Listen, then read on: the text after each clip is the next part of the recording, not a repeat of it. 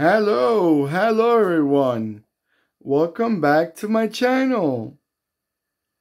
Hopefully you're liking all these videos, Thanks for the response. Thanks for the likes. Thanks for the subscribes. I'm always thankful. I appreciate it. But let's see what we got for you right now. We have a 1/43 scale 1978 Mazda Savannah RX-7. Now this is the first generation of the iconic RX-7. Very popular in many countries. I mean, popular for a sports car. It's not like they sold hundreds of thousands but they were quite popular back, especially this model. I remember in my younger years, when I was in my teens, I used to see quite a few of these. And now, these are like collectibles, This is the very first Mazda RX-7 out there. They were sold mostly worldwide. I remember, obviously, Japan, Asia, in North America. They were sold in Europe. Not so much sure about Africa or Latin America itself, but these were quite popular. I mean, especially North America. This model was out there. It was cute. It's really cute. It's a 143, like I mentioned before, and this model specifically. It's made by Norev. Norev is the diecast that makes this car. They made a very good job out there. I like it. I like all these details. I like even the double muffler in the back. When it goes around, you can see it again. Very Japanese. These side mirrors by the fenders. I never fully understood why they make them all the way by the fender. I'm thinking because it's a wider view. But for me, as I'm not used to driving a car with the side mirrors all the way by the fender, I'm not sure if I would be comfortable, because I find it quite far for a good view.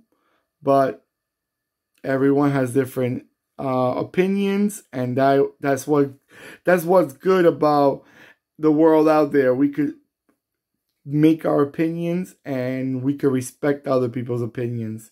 So if you think differently, it's okay. We are different human beings, and we could like different things. Now this is I like the color. I'm looking at this color. It's very joyful. This back, look at those tail lights, so detailed, even with their colors. The rear, how you call it, when you put a car in reverse, the rear lights, everything is out there, very, very detailed. Remember, these were pop-up lights, so you could turn them on and it will pop out. They stopped making these type of headlights on their cars, I think because they were not so reliable. I remember seeing a lot of these cars that had these pop-up headlights, one open, one closed. So you one eye closed, one eye's open. It's like, you're half blind. And if both of them did not work, how you supposed to drive at nighttime without getting a ticket or without crashing, or, if you're in a dark street. So they stopped making nowadays cars with these pop-up headlights. I think they're actually legal, but I'm not 100% sure. But they were not reliable regardless. So when they're not good, after the 80s, I remember the second generation had these, and a few other cars out there also had these pop-up headlights. They were not good. To my opinion, they were not working properly, and many cars that have these pop-up headlights, like I mentioned before, they don't work properly when you need them.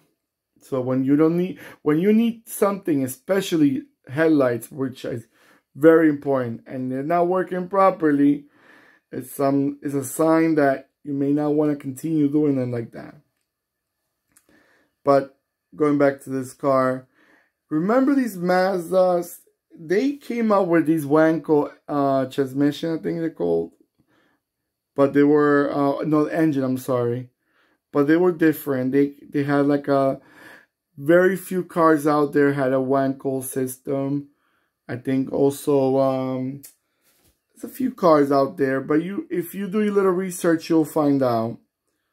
But this is, by the way, the Mazda RX-7 started in 1978, and it was made, this first generation, it was made until 1985. So, you know, it was out there for 7 years.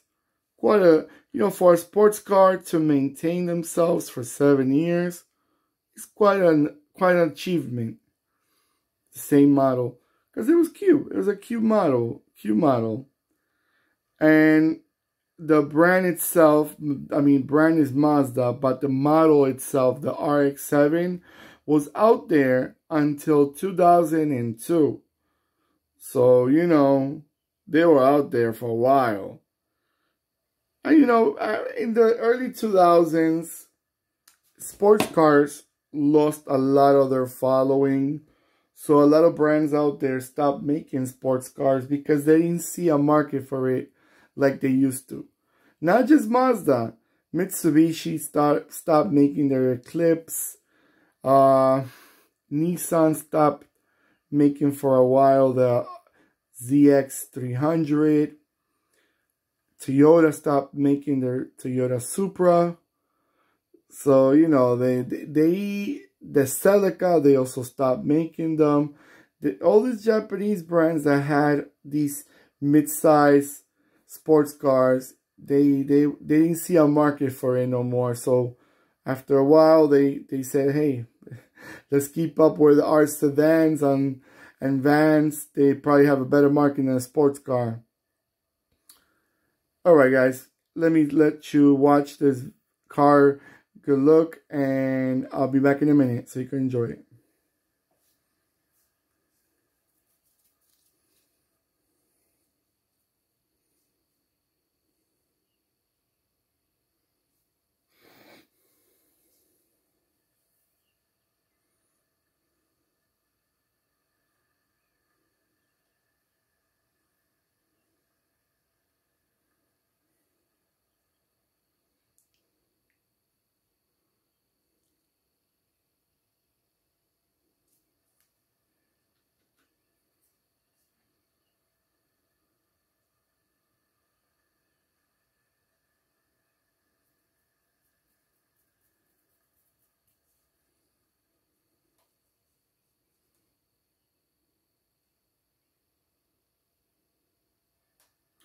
Alright everyone, so hopefully you're enjoying these videos.